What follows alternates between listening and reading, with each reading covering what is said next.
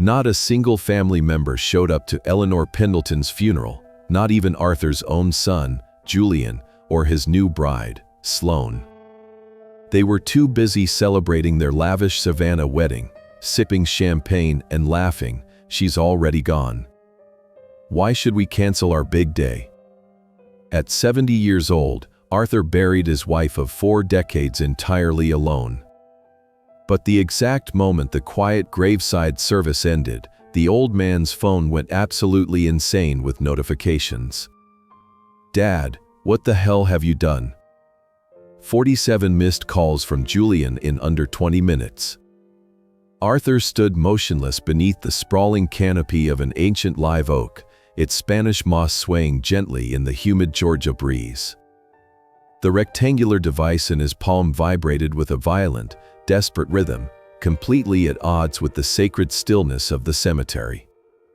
He stared down at the glowing screen.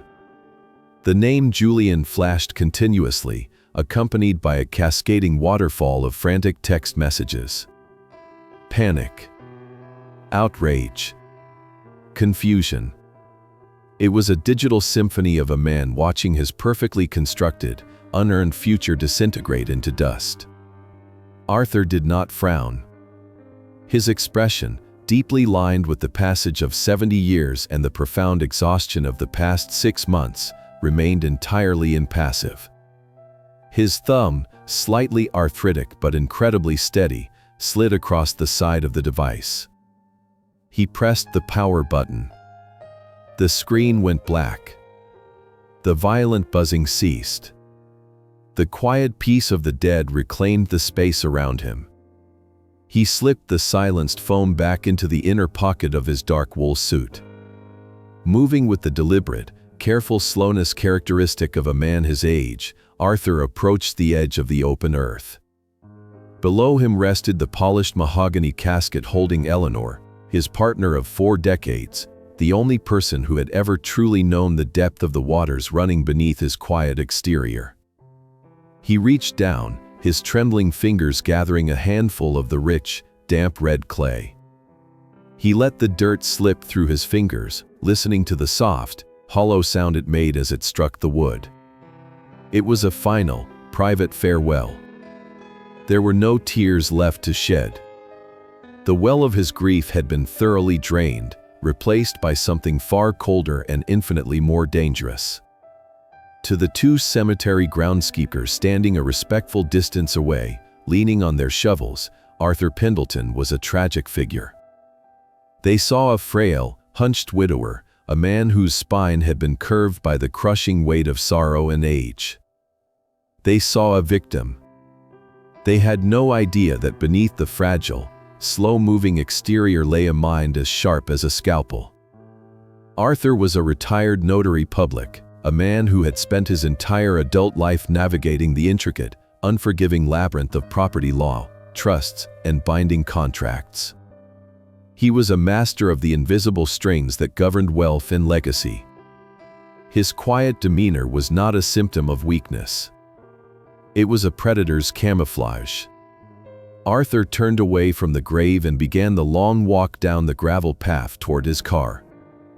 His joints ached, a dull throb in his knees and lower back, but his breathing was remarkably even. He unlocked his well-kept vintage sedan, sliding behind the leather steering wheel. The engine purred to life with a comforting rumble. As he steered the car through the wrought iron gates of the cemetery and onto the sunlit streets of Savannah, a profound sense of isolation washed over him, but it was not an unwelcome feeling. He drove past the historic squares, the towering monuments, and the manicured gardens of the city. He drove with absolute adherence to the speed limit, a model citizen in every regard, his face an unreadable mask. 20 miles away, at an exclusive beachfront resort, he knew the scene was vastly different. He could picture it with crystalline clarity. He imagined the crystal chandeliers, the imported orchids, the string quartet playing softly in the background. And right in the center of that opulent illusion, he pictured Julian, his face drained of blood, staring at a phone screen that delivered nothing but legal ruin. He pictured Sloane, her practiced smile cracking, her carefully curated aesthetic crumbling as the realization set in that the fortune she had married into had just vanished into thin air. Arthur felt no guilt. He felt no vindication, either. What he felt was the pure, unadulterated satisfaction of a mathematical equation perfectly balanced. They had chosen a party over a funeral. They had chosen greed over blood. Arthur had simply allowed the natural consequences of their choices to manifest through the uncompromising execution of the law. The drive took 40 minutes. Finally, Arthur turned onto the long, oak-lined driveway of the Pendleton estate. The three-story Victorian mansion loomed ahead, its dark brick facade and tall windows standing as a testament to generations of history. It was a house that had recently felt like a prison, occupied by parasites who measured its worth in market value and renovation potential. But as Arthur parked the car and walked up the front steps, the atmosphere had fundamentally shifted. He unlocked the heavy oak door and stepped into the grand foyer. The grandfather clock ticked rhythmically in the corner. The silence of the massive house wrapped around him like a heavy, protective cloak. It was empty. The invasive presence of his son and daughter-in-law was gone. The air was clear. Arthur removed his suit jacket, draped it over the banister, and walked toward his study. The battle was over, and he was the only one left standing in the quiet ruins of their greed. 6 months prior to the silence of that empty study, the Pendleton estate had been a different kind of purgatory. The air inside the grand Victorian mansion had not been empty, but suffocating. Eleanor was in the final, grueling stages of her illness. The vibrant woman Arthur had loved for 40 years was fading into a fragile silhouette, confined mostly to her bed. It was during this vulnerable chapter that Julian and Sloane breached the threshold, carrying designer luggage and a carefully rehearsed script. Their excuse for moving in was dressed up as practical familial bonding. Julian, sitting in the parlor with his perfectly tailored suit, had explained that the wedding was becoming astronomically expensive. They needed to save every penny for the ceremony and the honeymoon to Europe. Arthur and Eleanor, wanting nothing more than their son's happiness, had opened their doors without hesitation. They had expected a lively, supportive presence in their darkening days. Instead, they welcomed parasites. The transformation was insidious at first, then blatantly cruel. Sloane, whose entire identity was built on projecting an aesthetic of generational wealth that she did not inherently possess, immediately began treating the historic mansion as a teardown project. She walked through the halls with her nose slightly wrinkled, loudly complaining to her friends on the phone about the oppressive mahogany paneling and the outdated floral wallpaper. She referred to the rich, historical scent of the house as the smell of decay and old age. Arthur watched her from the shadows. He saw the way she eyed the antique silver tea set, not with admiration for its history, but calculating its auction value. She was a woman who saw price tags instead of memories. But the true depth of her audacity revealed itself 2 months into their stay. It happened on a Tuesday morning. Arthur was in the kitchen, carefully measuring out Eleanor's meditation, when Sloane breezed in wearing a silk robe that cost more than most people made in a month. She poured herself a cup of imported coffee, leaned against the marble counter, and delivered her decree. She claimed the stairs were becoming a hazard. She insisted that, given Eleanor's deteriorating condition and Arthur's advancing age, it was incredibly unsafe for them to remain in the sprawling master suite on the second floor. The full concern in her voice was sickeningly sweet. The solution she proposed was not a downstairs guest room, which was currently overflowing with her wedding dress samples and floral arrangements. Her solution was the converted storage space at the back of the ground floor, a cramped, dimly lit room that smelled faintly of damp earth and old newspaper. Arthur looked at his son, who had just walked into the kitchen. Julian, a wealth manager who made a living advising powerful clients, suddenly found the floor tiles incredibly fascinating. He did not meet his father's eyes.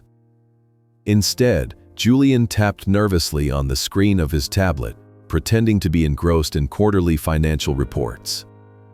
When Arthur waited for a defense that never came, Julian merely mumbled that Sloane had a point, that it was better to be cautious, that it was only temporary until the wedding was over. It was a profound display of cowardice. The boy Arthur had raised, the child who used to run to him for protection, had dissolved into a weak, materialistic shell, entirely subservient to a woman who viewed his parents as disposable obstacles. Arthur did not argue. He did not raise his voice or point out the blatant cruelty of forcing a dying woman and her elderly husband into a glorified closet so a young couple could stretch out in a king-sized mahogany bed. He simply nodded, his face a perfect mask of weary acceptance. The relocation happened the very next day. Arthur packed their lives into cardboard boxes, moving Eleanor's oxygen tanks and medical supplies into the shadows of the ground floor. Above them, he could hear the sharp click of Sloane's heels dancing across the hardwood floors of the master bedroom, her loud, triumphant laughter echoing down the staircase. For the next several months, Arthur became a ghost haunting his own property. He absorbed every insult. He washed the delicate dishes Sloane left piled in the sink because she refused to touch the sponge. He listened to her complain about the volume of the television when he tried to watch the evening news. He watched his son transform into a stranger who only spoke to him to ask for favors or complain about the stress of wedding planning. Arthur camouflaged himself in their disregard. They looked at him and saw a frail, defeated old man, a relic waiting to expire. They failed to realize that every slight, every insult, and every act of disrespect was being meticulously catalogued in the mind of a man who understood patience better than anyone. He was quietly enduring the present, perfectly still, because he was already calculating the future. The inevitable arrived on a bleak, rain-swept Thursday morning. Eleanor took her final, shallow breath in the dim light of the converted downstairs storage room. Arthur sat beside her narrow medical bed for hours, holding her fragile hand until the warmth entirely left her skin. He did not weep loudly. His sorrow was a quiet, suffocating weight pressing down on his chest, a profound emptiness that seemed to swallow all the air in the small room. When the coroner finally departed, leaving the house feeling emptier than a tomb, Arthur picked up his phone to call his son. He needed Julian. He needed the boy he had raised to come home and share the unbearable weight of this loss. Julian answered on the fifth ring, the loud, pulsing background noise indicating he was at a bustling restaurant or a crowded bar. Arthur delivered the news with a hollow, trembling voice. There was a pause on the line, but it was not heavy with grief. It was pregnant with cold calculation. "Dad, I am so sorry," Julian said, though his tone was flat and remarkably rushed. "But listen, we have a massive problem right now. The wedding is in less than a week. We have over $300,000 tied up in non-refundable deposits for the resort, the caterers, and the florist. We cannot just cancel everything." Arthur listened, the phone pressed hard against his ear, his mind struggling to process the words. Julian continued, his voice dropping to a harsh, impatient whisper. "Mom is already gone, Dad. Postponing the ceremony will not bring her back. It makes absolutely no sense to throw away our future and all that money just to stand around in black clothes. You understand, right? We have to keep moving forward." Arthur closed his eyes. The sheer audacity, the absolute void of empathy, echoed violently in his mind. His son was not mourning a mother, he was managing a logistical inconvenience. Arthur swallowed hard, his voice dropping to a dead, flat monotone. He simply replied, "I understand perfectly," and ended the call without waiting for a response. That evening, the Victorian mansion felt larger and colder than ever before. Arthur could not sleep. Around 2 in the morning, a dry cough prompted him to leave his cramped quarters in search of water. As he approached the kitchen, a sliver of warm light spilled into the dark hallway. He heard the clinking of crystal glasses and the low, conspiratorial murmur of voices. Arthur stopped, pressing his back against the hallway wall, completely swallowed by the shadows. Inside the kitchen, Sloane and Julian were sharing a bottle of expensive red wine. Spread across the massive marble island counter were not funeral arrangements, nor lists of relatives to call. They were unrolled architectural blueprints. "We have to move fast once the honeymoon is over," Sloane was saying, her voice brimming with greedy excitement. "I spoke to the contractor this afternoon.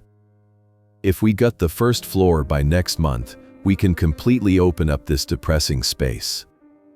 Tear down that awful mahogany paneling, rip out the old staircase, and put in floor-to-ceiling glass.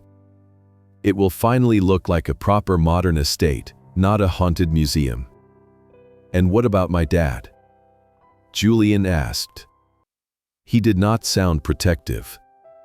He sounded mildly inconvenienced, like a man discussing how to dispose of an old, unwanted piece of furniture. "I already looked into it," Sloane replied casually, taking a sip of wine. "There is a state-funded care facility on the outskirts of the county. It is cheap, and they have immediate openings. Once he signs the general power of attorney next week, you will have full, legal control of all the assets. We transfer the deed to our names, liquidate his retirement accounts to cover the renovation costs, and check him into the facility. He is grieving, Julian. He is weak and confused right now. He will sign whatever you put in front of him if you tell him it takes the burden off his shoulders." Arthur held his breath in the darkness. He waited for his son to object. He waited for Julian to defend the father who had sheltered him, to protect the home his parents had built with decades of hard work. Instead, Julian simply sighed. "You are right. It is the practical thing to do. He cannot live here alone anyway. It is too much space for one old man, and we need the equity." In the dark hallway, Arthur Pendleton underwent a profound, terrifying metamorphosis. The crushing sorrow that had paralyzed him all day evaporated in an instant, replaced by a sensation of absolute, zero-degree clarity. The tears he had not yet shed for his wife dried up entirely. His blood felt like ice water. He did not drop his glass. He did not step into the light to scream at them, demand explanations, or throw them out into the street. Confrontation was the weapon of the emotional, the impulsive, and the weak. Arthur was none of those things. He was a retired notary public. He was a man who had spent 40 years reading the fine print, drafting bulletproof trusts, and understanding exactly how wealth could be locked away or stripped bare by the precise application of ink on paper. Sloane and Julian looked at the downstairs bedroom and saw a broken, lonesome widower ready to be discarded and robbed. They failed to realize they had just declared war on a master tactician operating strictly within his own domain. Moving with the silent, deliberate grace of a predator, Arthur retreated down the hall. He returned to the cramped storage room where his wife had died just hours before. He sat at the small wooden desk, switched on the brass reading lamp, and pulled out a fresh, leather-bound legal pad. The time for mourning was over. The time for architecture had begun. He was not going to build with glass and steel like Sloane dreamed of. He was going to build with the invisible, unbreakable architecture of the law. He picked up his favorite fountain pen, staring at the blank page. The silent war had officially begun, and Arthur intended to leave no survivors. The morning sun crawled across the cobblestone streets of Savannah, casting long shadows that mirrored the dark resolve settling within Arthur. He left the Victorian mansion quietly, dressed in a sharp, impeccably tailored navy suit that had hung unused in the back of his closet for years. When he walked down the front steps, the frail, shuffling gait of the defeated widower vanished entirely. His spine straightened. His stride became measured, purposeful, and commanding. He was no longer the victim Sloane and Julian believed him to be. He was an architect preparing to demolish a building, and he knew exactly where to place the explosives. He drove downtown to the gleaming glass and steel high-rise that housed the most ruthless and respected estate law firm in Georgia. The receptionist on the 30th floor recognized him immediately and ushered him into the corner office of Marcus Vance. Marcus was a formidable man in his late 60s, a veteran attorney who had navigated the murky waters of generational wealth for decades. He rose from his massive mahogany desk, his face arranged in a mask of deep sympathy, expecting to console a broken friend who had just lost his wife. Arthur did not accept the offered embrace. He sat perfectly upright in the leather guest chair, placed his pristine leather-bound notepad on the desk, and looked at Marcus with eyes devoid of any warmth. Marcus paused, the condolences dying on his lips. The man sitting across from him was not a grieving husband seeking comfort. It was the legendary notary public who used to spot microscopic flaws in multi-million-dollar contracts before the ink could even dry. Arthur opened his notepad. The pages were filled with dense, meticulously handwritten legal structures, statute numbers, and asset itemizations. He did not waste a single breath on small talk. He stated clearly that he needed to restructure his entire estate immediately, and it had to be finalized and legally binding before Saturday evening. Marcus adjusted his glasses, looking at the complex flowcharts Arthur had drawn. When Marcus asked what exactly they were restructuring, Arthur delivered his mandate with chilling precision. He cited specific clauses of Georgia property and trust law entirely from memory. He instructed Marcus to immediately establish an irrevocable charitable trust dedicated to cancer research, named in honor of Eleanor Pendleton. The legal mechanism Arthur proposed was a masterpiece of financial annihilation. By utilizing the irrevocable trust, Arthur would legally transfer the deed of the Savannah mansion, all of his extensive stock portfolios, and every liquid savings account out of his personal name and into the entity of the trust. Arthur would name himself the sole lifetime trustee. This meant he maintained absolute, unchallenged control over every single asset while he was alive. He could live in the house, spend the money, and manage the investments. But legally, he owned nothing. And because he owned nothing, his son could inherit nothing. Marcus stared at the notepad, then looked up at Arthur, deeply unsettled by the sheer, unadulterated coldness of the strategy. Marcus reminded Arthur that an irrevocable trust was exactly what the name implied. Once the documents were signed, notarized, and filed with the state, the bridge was burned forever. There was no undoing it. If Arthur changed his mind next year, or in 10 years, he could not reclaim personal ownership. Furthermore, Julian would be left completely destitute, stripped of the generational wealth he had been promised his entire life. Arthur leaned forward, his voice a low, steady hum that commanded absolute silence in the room. He told Marcus about the conversation he had overheard in the kitchen. He described Sloane calculating the demolition of the historic home and Julian calmly agreeing to lock his grieving father away in a state-funded facility to expedite their inheritance. He detailed how they refused to pause their lavish wedding to bury the woman who gave Julian life. Marcus listened, the color slowly draining from his face. The seasoned lawyer had seen family greed tear people apart, but the parasitic cruelty described by Arthur was staggering. Marcus did not offer any further objections. He picked up his own pen and asked how bulletproof Arthur wanted the documents to be. Arthur demanded absolute perfection. He knew that Julian and Sloane would eventually hire aggressive lawyers to contest the maneuver.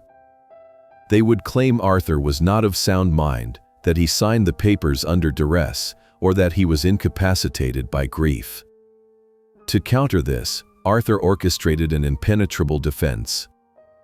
He instructed Marcus to arrange for 3 independent, highly credible witnesses to be present during the signing.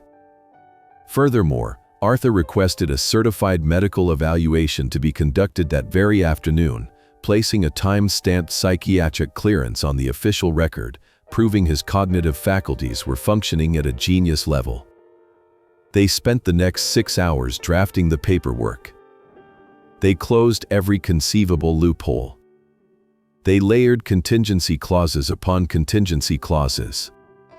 Arthur scrutinized every paragraph, every comma, and every legal definition, his notary background allowing him to weave an airtight net that no litigator in the country could ever slice through. When the final draft of the trust was printed, it was a lethal weapon disguised as a charitable endeavor. Before Arthur left the office, Marcus looked at him with a mixture of awe and quiet terror. Marcus realized that the elderly man standing before him was executing a punishment far worse than disinheritance. Arthur was allowing Julian and Sloane to continue spending hundreds of thousands of dollars on a wedding they could not afford, letting them build a towering castle of debt on a foundation of sand, only to wash the sand away at the exact moment they reached the top. Arthur gathered his documents, slipped them into his leather briefcase, and buttoned his suit jacket. He thanked Marcus for his swift work and promised to return on Friday to execute the final signatures. As Arthur walked out of the high-rise and back into the humid Georgia afternoon, he mentally prepared himself for the next phase. He had to return to the Victorian mansion, step back into his cramped downstairs room, and put the mask of the weak, senile old man back on his face. The trap was perfectly constructed, and now, all he had to do was wait for the rats to take the bait. When Arthur returned to the Victorian mansion late that afternoon, he left the sharp navy suit in the trunk of his car. He slipped back into his oversized, faded wool cardigan and intentionally rounded his shoulders, letting the heavy weight of feigned senility pull his posture downward. He practiced his shuffling gait on the gravel driveway before unlocking the front door. The moment he stepped inside, the atmosphere of the house hit him. It was a whirlwind of floral deliveries, caterers shouting directions, and Sloane standing in the center of the foyer like a conquering queen. She did not offer a word of sympathy for the man who had just arranged his wife's funeral. Instead, Sloane glared at his shoes. She snapped that he was tracking dust onto the antique rugs and ordered him to immediately take out the overflowing garbage bags from the kitchen. She claimed the smell of discarded catering samples was going to ruin the silk of her bridesmaids' gowns. Arthur did not argue. He lowered his eyes, nodded weakly, and dragged his feet toward the kitchen. He hauled the heavy, leaking bags to the outside bins, his face an absolute mask of pathetic compliance. He allowed her to believe she had completely broken him. It was the perfect camouflage. The true test of his performance arrived the following evening. Arthur was sitting in his cramped downstairs room, staring blankly at the wall, when Julian knocked softly and pushed the door open. Julian was dressed in casual designer clothes, holding a thick manila envelope. His face carried a practiced, entirely insincere expression of deep concern. Julian sat on the edge of the narrow medical bed where Eleanor had taken her last breath. He spoke in a hushed, soothing tone, the kind of voice one might use to placate a confused child. He pulled a crisp legal document from the envelope and placed it on the small wooden desk. It was a general power of attorney. Julian explained that the hospital bills, the funeral expenses, and the general upkeep of the massive estate were going to be far too overwhelming for Arthur to manage in his current state of profound grief. Julian claimed he only wanted to help. He said that if Arthur signed this single piece of paper, Julian could handle all the financial burdens, allowing his father to simply rest and mourn in peace. Arthur looked at the document. To an untrained eye, it was a standard legal form promising relief. To a master notary with 40 years of experience, it was a blatant declaration of theft. Arthur reached out, ensuring his fingers trembled violently as they hovered over the page. He looked up at his son with wide, watery eyes, playing the role of the overwhelmed, entirely dependent elder to absolute perfection. He whispered a quiet thank you, praising Julian for being such a responsible and caring son during this dark time. Julian smiled, handing his father a sleek silver pen. He pointed to the dotted line at the bottom of the final page, eager to seal the transaction. Arthur took the pen. His hand shook so aggressively that the tip rattled against the paper. But beneath the facade of physical frailty, his mind was operating with lethal precision. He knew that for a power of attorney to grant unconditional access to the multi-million-dollar Pendleton estate, the signature had to perfectly match the strict biometric records held by the banking institutions. Furthermore, under Georgia law, such a sweeping transfer of financial authority required specific notarized acknowledgments and the presence of two independent witnesses. Julian, blinded by his own arrogance and his rush to secure the funds before his wedding, had brought no witnesses and had not bothered to hire a notary. Arthur pressed the pen to the paper. Instead of signing his legal banking name, Arthur William Pendleton, he scrawled a messy, nearly illegible version that read A. Pendleton, intentionally breaking the loops and slanting the letters in a way he had never done in his entire life. He deliberately omitted his middle initial, a fatal flaw that would immediately trigger a fraud alert at any legitimate financial institution. He handed the paper back, letting out a long, exhausted sigh. Julian snatched the document with poorly concealed eagerness. He barely glanced at the signature before shoving it back into the manila envelope. Julian patted his father on the shoulder, promised everything was going to be perfectly fine, and practically sprinted out of the room to tell Sloane the good news. Arthur listened to his son's rapid footsteps retreating up the grand staircase. He heard the muffled sound of Sloane squealing in delight from the second floor. They believed they had just captured the castle. They believed they held the keys to the kingdom. Down in the shadows of the storage room, Arthur sat perfectly still. The violent trembling in his hands ceased instantly. His fingers were rock solid. He stared at the silver pen Julian had left behind on the desk. His son was currently holding a worthless scrap of paper, a defective document that would bounce off a bank teller's desk the moment it was presented. Arthur leaned back in his chair, breathing evenly in the quiet dark. The play was going exactly according to script. The week of the funeral arrived, bringing with it the chaotic crescendo of the impending wedding. On Wednesday morning, the grand foyer of the Victorian mansion was piled high with matching designer luggage.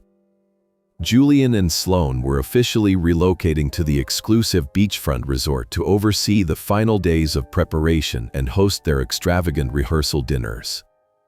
They breezed past Arthur, who stood quietly near the doorway in his faded cardigan.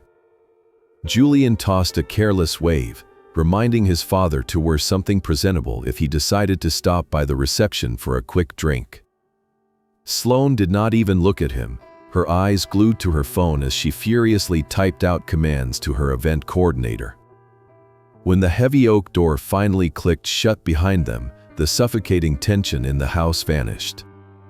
The silence that followed was absolute and profound. Arthur stood perfectly still for a full minute, listening to the crunch of their tires fading down the gravel driveway. Then, the stooped posture of the frail widower evaporated. He straightened his back, rolled his shoulders, and walked briskly out of the cramped downstairs storage room. He climbed the grand staircase, his steps firm and echoing, and entered the master's study he had been banished from months ago. He unlocked the heavy mahogany desk and pulled out a thick leather portfolio. The time for pretending was over. It was time to drive the final nails into the coffin of their inheritance. Arthur spent the next 2 days executing a masterpiece of financial liquidation in the empty, quiet house. Working in tandem with Marcus Vance and his discreet banking contacts, Arthur initiated a sequence of irreversible legal maneuvers. He signed the quitclaim deed, permanently transferring ownership of the multi-million-dollar Savannah estate out of his name and into the Eleanor Pendleton Irrevocable Charitable Trust. He did not stop at the real estate. With steady, deliberate strokes of his fountain pen, he authorized the wire transfers that drained his massive high-yield savings accounts, his diverse stock portfolios, and the lucrative mutual funds he had built over 40 years of meticulous labor. Every single cent was legally scrubbed from his personal identity and securely locked within the impenetrable vault of the charity. By Friday afternoon, Arthur William Pendleton was a man of vast control but zero personal net worth. He managed a fortune as the sole lifetime trustee, but on paper, he owned absolutely nothing. Julian was slated to inherit a ghost. The final stroke of his architectural revenge required flawless timing. Arthur wanted the consequences of their greed to strike at the exact pinnacle of their triumph. He knew the wedding itinerary by heart, having listened to Sloane scream about the schedule for 6 months. The lavish reception would peak on Saturday night. The speeches would conclude, the expensive champagne would flow freely, and the newlyweds would step into the center of the ballroom to cut their massive, gold-leafed cake. Sitting in the quiet solitude of his study, Arthur drafted a series of automated directives. He instructed the senior partners at the law firm and the executive branch of his bank to queue a batch of official legal notifications. These were not polite letters of warning. They were formal declarations of account closures, frozen assets, and immediate transfer of property ownership. Arthur synchronized the systems to deploy the emails and digital alerts simultaneously. He checked his vintage wristwatch, verifying the exact hour and minute. He locked the command into the servers. The digital execution was set for exactly 9 o'clock in the evening on Saturday.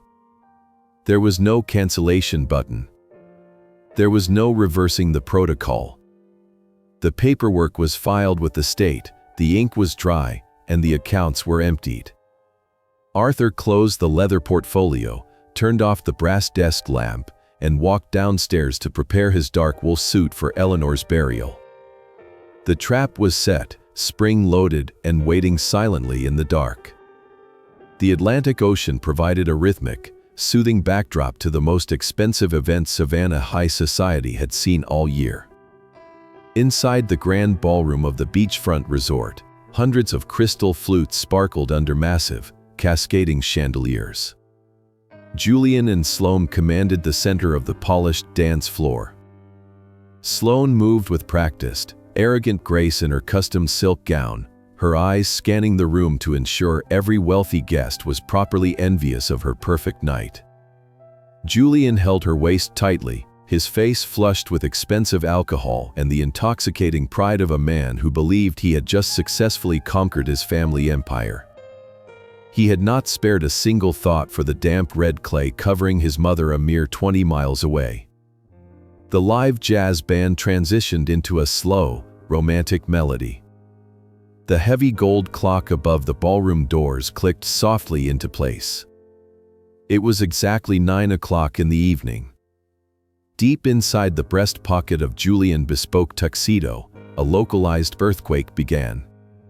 His smartphone vibrated. It was not a single, polite notification. It was a violent, sustained mechanical buzzing that pressed painfully against his ribs. Julian tried to ignore it, tightening his smile for the hired photographer circling them, but the device refused to stop. It buzzed 10, 20, 30 times in rapid succession. Irritated, Julian whispered an apology to his new wife, broke his hold on her waist, and reached into his pocket. He assumed it was a frantic vendor or a drunken groomsman who had lost his way. He unlocked the screen, deeply annoyed by the interruption to his flawless evening. His inbox was completely flooded. The subject lines were not congratulatory messages. They were formal, chilling declarations from the highest financial and legal authorities in the state of Georgia. Notice of immediate account closure. Urgent alert: wealth management portfolio liquidated. Official record of deed transfer: Eleanor Pendleton Irrevocable Charitable Trust. Notice of revocation: power of attorney invalidated. Julian blinked, the bright light of the screen burning into his retinas. He opened the primary email from the law firm of Marcus Vance. The legal terminology was incredibly dense, but the conclusion was unmistakable. His father had not just cut him out of a will. Arthur had legally stripped himself of all personal assets, transferring every single dollar, every stock portfolio, and the deed to the Victorian mansion into an untouchable charity. Because Arthur owned nothing, there was absolutely nothing left for Julian to inherit. The flawed power of attorney he had so proudly secured was explicitly referenced as a fraudulent, defective document, discarded by the banking executives without a second glance. The sweet jazz music seemed to fade into a dull, rushing roar.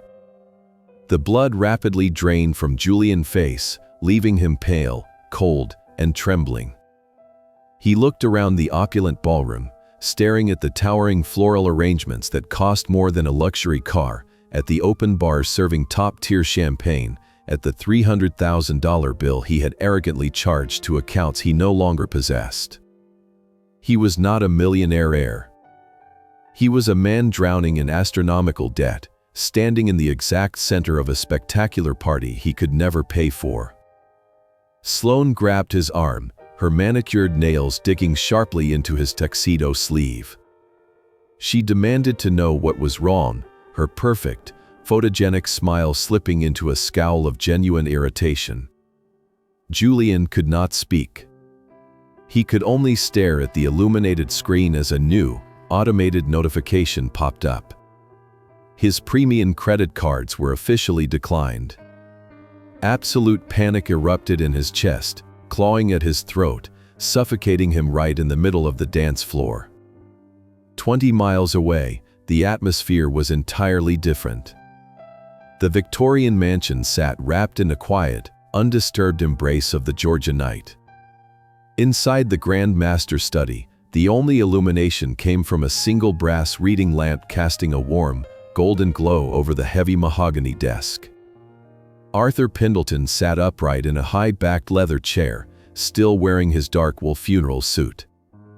The silence of the house was a heavy, deeply comforting blanket.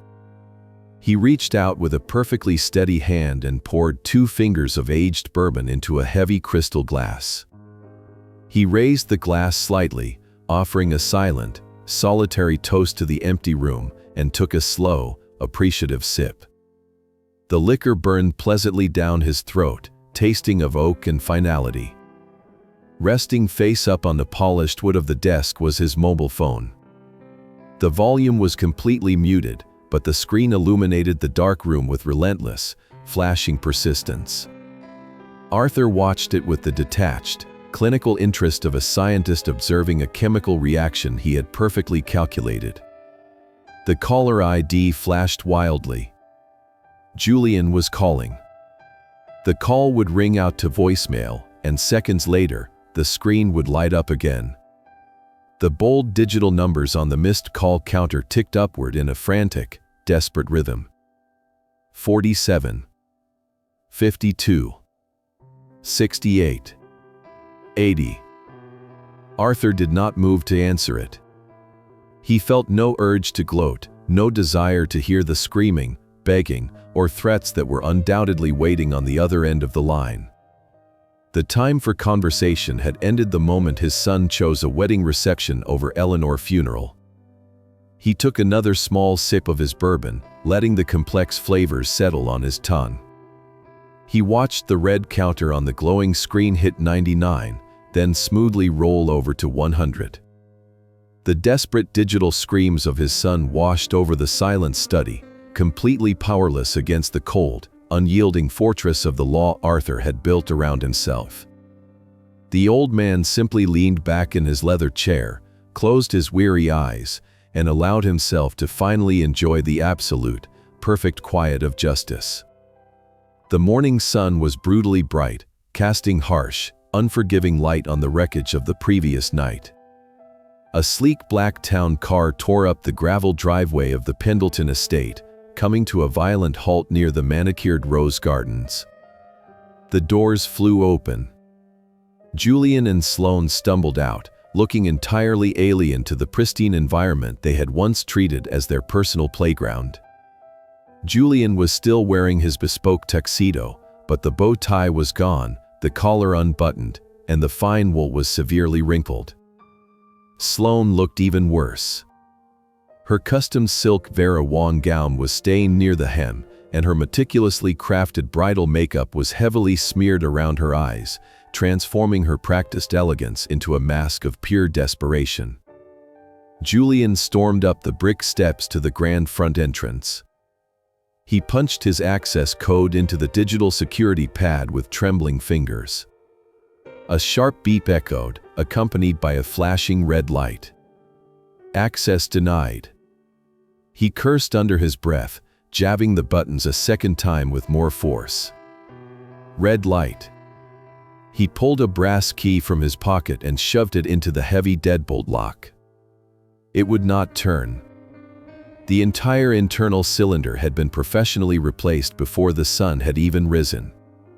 Panic, thick and suffocating, seized Julian's throat. He hammered his fists against the solid oak door, shouting for his father to open up, demanding an explanation for the absolute insanity that had ruined the climax of his wedding night. He did not have to wait long. The heavy deadbolt clicked. The door pulled back, but only a few inches, stopped firmly by a thick brass security chain. Arthur stood on the other side of the threshold. He was not wearing the oversized, faded wool cardigan they were accustomed to seeing. He was dressed in a crisp, tailored button-down shirt and sharply pressed trousers. The stooped posture was completely gone. He looked rested, alert, and terrifyingly calm. He looked down at the frantic, disheveled couple on his porch with the detached curiosity of a man inspecting an unpleasant insect. Julian grabbed the edge of the door, his voice cracking as he demanded to be let into his own house. He screamed that the emails must be some kind of sick joke, a catastrophic mistake made by a senile old man who did not understand the paperwork he was signing. Arthur did not raise his voice. He reached onto the entryway console table, picked up a pristine white envelope, and smoothly slid it through the narrow gap in the door. He spoke in a flat, even tone that carried absolutely no emotional weight. He informed Julian that he was currently attempting to break into private property owned exclusively by the Eleanor Pendleton Irrevocable Charitable Trust. Arthur clarified that as the sole lifetime trustee, he was the only authorized resident. He then politely instructed Julian to read the contents of the envelope, which contained a court-approved temporary restraining order barring both Julian and Sloane from stepping foot on the estate grounds, effective immediately. Sloane snatched the envelope from Julian's trembling hands. She tore the paper open, her eyes darting frantically across the dense legal paragraphs stamped with official state seals. She read the clauses detailing the complete asset liquidation. She saw the confirmed transfer of the multi-million-dollar property deed. The horrific reality of their situation crashed down upon her with the force of a falling building. There was no secret account. There was no inheritance waiting to be unlocked. The man standing on the other side of the door had flawlessly executed a legal maneuver that left them with absolutely nothing. Worse than nothing, Julian was now personally saddled with a $300,000 wedding bill that had been charged to accounts he mistakenly believed he would control by Monday morning. The mask of the sophisticated, wealthy socialite dissolved in an instant. Sloane whipped her head toward Julian, her face contorted in a mask of pure, unadulterated rage. Her voice was shrill, cutting through the quiet Sunday morning air like a siren. She screamed that he was a pathetic, useless loser. She shrieked that he had promised her an empire, that he had sworn the senile old man in the basement was harmless and easy to manipulate. She hurled insults at his intelligence, mocking him for allowing a retired notary to outsmart a professional wealth manager and completely vaporize their entire future in a single afternoon. Julian reached out to her, begging her to calm down, promising that they could hire a lawyer, that they could fight the trust in court, that they could fix it. Sloane slapped his hands away. She looked at him with a level of disgust so profound it made Julian physically recoil. She told him there was no money to hire a lawyer, no money to pay the caterers, and certainly no reason for her to stay shackled to a bankrupt fool. With a violent, jagged motion, Sloane gripped her left hand. She brutally yanked the 3-carat diamond engagement ring from her finger. She did not hand it back to him. She threw it as hard as she could into the damp, overgrown grass near the rose bushes. Without a single backward glance, she turned on her heel, marched down the long gravel driveway, and began typing furiously on her phone to summon a ride back to the city, leaving her husband of less than 24 hours standing completely alone. Julian collapsed onto the brick porch. His legs simply gave out. He fell to his knees, the expensive fabric of his tuxedo soaking up the morning dew. He looked up at the narrow gap in the door, tears streaming down his face, begging his father for help, pleading for a second chance, apologizing over and over for the funeral, for the bedroom, for everything. Arthur looked down at his weeping son. He felt no surge of pity. The well of forgiveness had run entirely dry the moment Julian refused to pause a party to bury Eleanor. Arthur stated, in a voice as cold as the marble floor beneath his feet, that family was supposed to protect each other in the dark, not feast upon each other in the light. He told Julian that the lesson had been delivered, the cost had been calculated, and a debt was now due. Arthur stepped back into the quiet foyer, pushed the heavy oak door completely shut, and drove the steel deadbolt home with a loud, resounding click that echoed like a gunshot across the empty estate. The collapse of Julian Pendleton was not a sudden explosion. It was a slow, agonizing demolition that unfolded over the next several weeks. Sloane wasted absolutely no time extracting herself from the wreckage. Within 72 hours of the disastrous Sunday morning on the porch, her aggressive legal team served Julian with annulment papers. She cited gross financial fraud, legally arguing that he had intentionally misrepresented his net worth to secure her hand in marriage. It was a stunningly hypocritical but highly effective maneuver. She packed up her remaining designer luggage, abandoned her ruined wedding gown in the hotel room, and fled back to the safety of her parents' estate in Atlanta, completely severing all ties. Julian was left entirely alone to face the catastrophic fallout of his choices. The personal humiliation of a very public annulment was devastating, but the professional ruin that followed was absolute. Savannah elite society was an insular, interconnected web where whispers traveled faster than the coastal wind. The horrifying details of the wedding night spread rapidly through the country clubs and boardroom meetings. People were certainly appalled that a son would refuse to attend his own mother's funeral to sip champagne at a resort. However, the detail that truly destroyed Julian's career was the breathtaking display of his professional incompetence. Julian was a senior wealth manager. His entire livelihood depended on his ability to protect and grow the multi-million-dollar portfolios of the city's wealthiest families. Yet, the entire financial district now knew that this supposed expert had been effortlessly outmaneuvered by his 70-year-old father. Julian had signed a defective, useless legal document without bothering to verify the signature. He had completely failed to detect the massive, systematic liquidation of his own promised inheritance right beneath his nose. The reaction from his clientele was swift and merciless. Investors began pulling their accounts in massive waves, terrified by his glaring lack of financial acumen and moral bankruptcy. Exactly 14 days after the wedding, the managing partners of his firm summoned Julian to the corner office. There was no polite conversation. There was no severance package offered. He was handed a cardboard box, ordered to surrender his company phone, and escorted out of the glass building by building security. His reputation was entirely pulverized. Driven to the absolute edge of madness by mounting debts and public disgrace, Julian made his final, fatal error. Desperate to reclaim the lost fortune, he secured a massive, high-interest loan from a predatory private lender.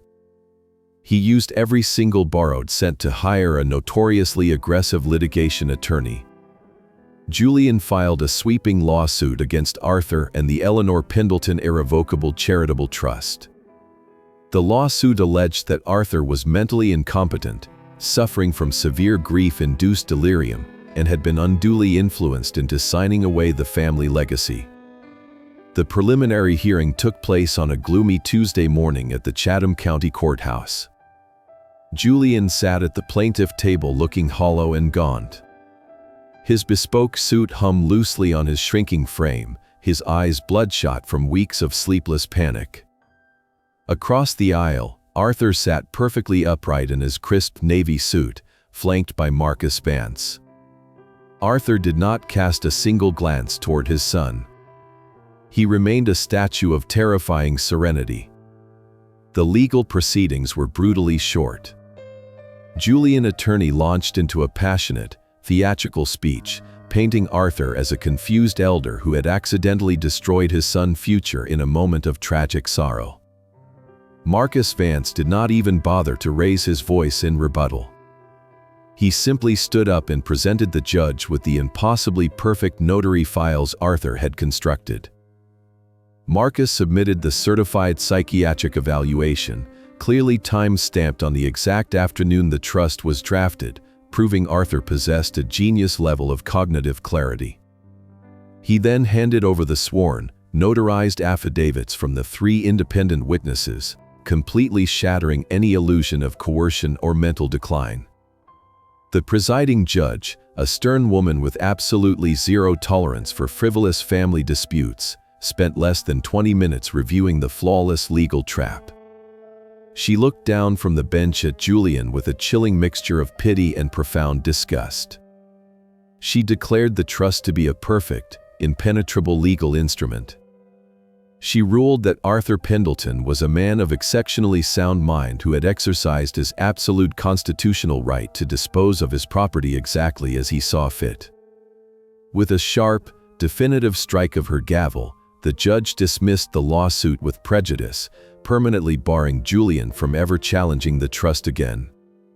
To compound the disaster, she ordered Julian to pay all court costs and all attorney fees incurred by the defense. The sound of the wooden gavel echoed through the quiet courtroom, sounding exactly like the final nail being driven into a coffin.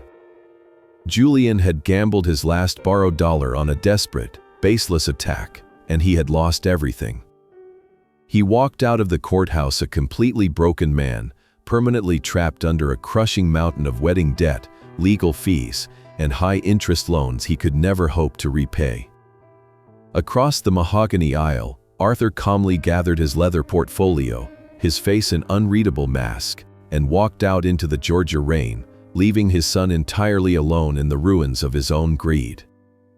Several months drifted over the quiet city of Savannah, bringing a profound transformation to the legacy of the Pendleton family. The Eleanor Pendleton Irrevocable Charitable Trust did not merely exist on paper, it thrived in the real world. Operating under Arthur's strict and meticulous direction as the lifetime trustee, the foundation began dispersing massive financial grants to local families devastated by the crushing medical debts of cancer treatments. The vast fortune that Julian and Sloane had arrogantly earmarked for tearing down historic mahogany panels and funding luxury European vacations was now paying for life-saving chemotherapy, hospital bills, and keeping desperate families in their homes.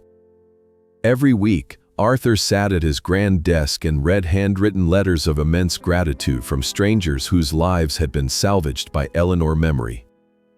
A few miles away, on the bleak, industrial outskirts of the city, Julian existed in a reality he never could have imagined during his days as a high-powered wealth manager. Stripped of his career, abandoned by his calculating wife, and buried under a towering mountain of court-ordered legal fees and predatory wedding debt, he had been forced to take the only job that would hire a man with a shattered reputation. Julian now spent his evenings wiping down sticky wooden counters and pouring cheap beer at a dimly lit dive bar. He lived in a cramped, damp apartment with peeling paint, far removed from the pristine manicured lawns of his past. Every time he looked at his reflection in the smudged mirror behind the bar, he saw a man who had traded his mother's funeral for a party he could not afford.